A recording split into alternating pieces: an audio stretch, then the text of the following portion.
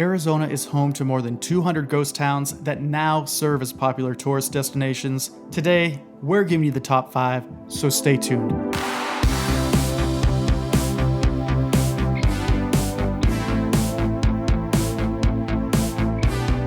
Welcome back. Thank you for joining me here today. I'm Kyle. This is Drivin and Vibin, and the desert Southwest is steeped in history. It conjures up images of outlaws, saloons, and old mining towns. And while it's difficult today to imagine what life might have been like back then, exploring these desert ghost towns can get you a great idea.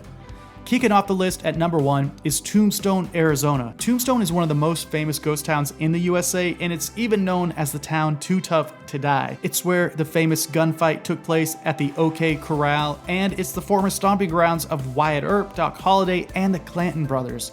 Tombstone is by far one of the most popular ghost towns in Arizona. It was one of the last boom towns of the American frontier, meaning a town that grew rapidly from scratch, typically due to the discovery of a precious resource. And in Tombstone, that resource was silver bullion. In the mid-1880s, Tombstone was the most productive silver district in Arizona, producing $40 to $85 million in silver. Tombstone grew from 100 inhabitants to over 14,000 in less than 7 years. If you want to go visit Tombstone today, you can witness gunfight reenactments, you can tour the mines, take ghost tours, ride in an old-fashioned stagecoach, a lot of family-friendly activities there in Tombstone. I got to admit, it's a little cheesy the time we went, but it is a fun bucket list item to check off. Number 2 on the list of ghost towns is Jerome, Arizona. In the 1920s, Jerome was a booming copper mining town with a population of over 10,000. It was known as the wickedest town in the Wild West. Jerome was a harsh environment to live and to work, and in its heyday, it had a rampant gambling, drinking, and prostitution problem, as well as disease, famine, poverty, fires, and landslides. So it wasn't the most ideal place to live, but Jerome is situated on a mountainside and it has beautiful views. We thoroughly enjoyed exploring this ghost town. In fact, it's barely even a ghost town today because it has such a vibrant community there now. In Jerome today, you can learn about the rich history at Jerome State Historic Park. You can take ghost tours. There are many art galleries there. And you can look down a 1,900-foot mining shaft at the Audrey Headframe Park. All right, let me interrupt real quick. I just wanted to remind you that we just updated our 50 best free campsites in America, one per every state. If you want to get access to that, I dropped a link below in the comments and in the description. That will set you up for all the best free camping, so check that out. Number 3 on our list is Oatman, Arizona, and this is located along the old Route 66. In fact, it was on our list of the best things to do on Route 66 in Arizona, and it is a true Arizona ghost town.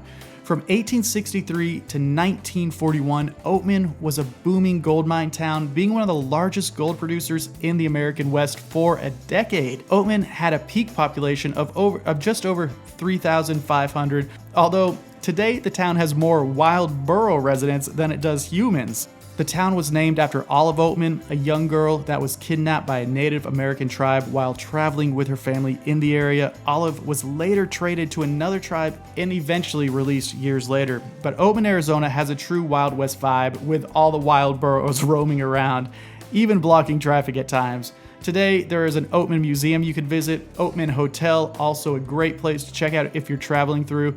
And like many ghost towns in Arizona, watch an old gunfight reenactment.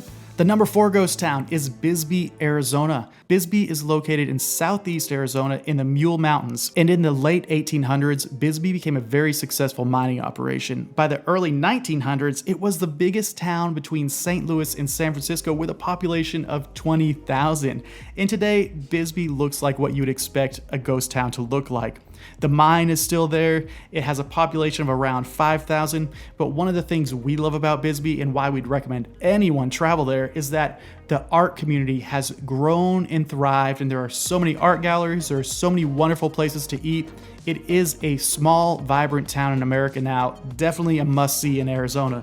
Today, visitors can do the history and ghost tours and visit the most popular Copper Queen Mine. That's where all the action happened back in the day. And the number 5 ghost town to visit in Arizona is Ruby, Arizona.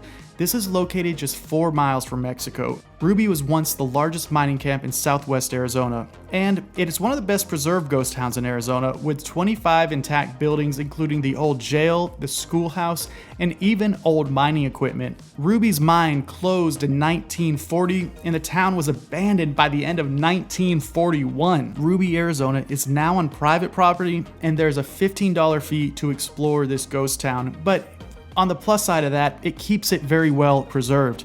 Ruby is not a living ghost town, nor is it commercial, so you won't find any attractions, but it might be one of the most authentic ghost town experiences you have in Arizona, as you can lead yourself to exploring what it has to offer. That wraps up the list of the 5 best ghost towns in Arizona. We've been to all of them and they're amazing. Recommend you check these out in your travels across the US. Thanks for listening. Have a good one.